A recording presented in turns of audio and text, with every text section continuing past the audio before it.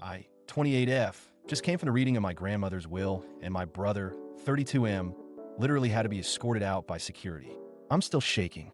Backstory: my brother Jake was always the golden child. Perfect grades, full ride to college, married his high school sweetheart.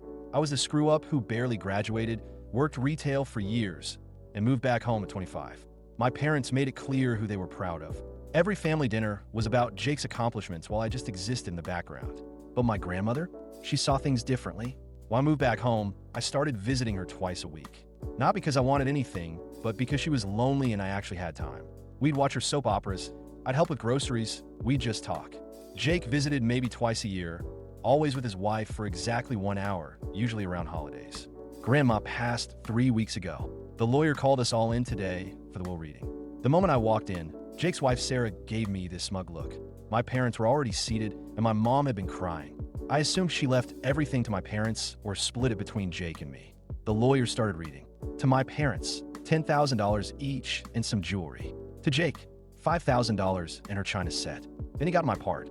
To me, her house, worth about $400,000. Her entire savings, $170,000. Her car, and all remaining possessions. The lawyer explained she'd updated everything 8 months ago. The room went silent. Then Jake exploded. He stood up screaming that I must have manipulated her, that she was senile, that I was a leech who only visited for money.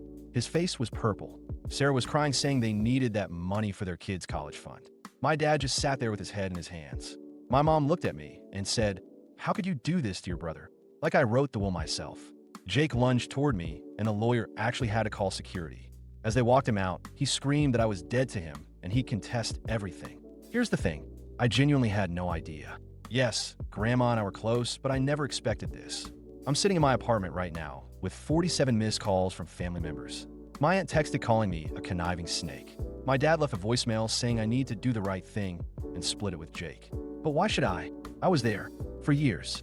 Not for money, but because I loved her. Jake couldn't spare more than 2 hours a year. Now my entire family is saying I'm tearing us apart, and that blood is thicker than water. I haven't responded to anyone yet.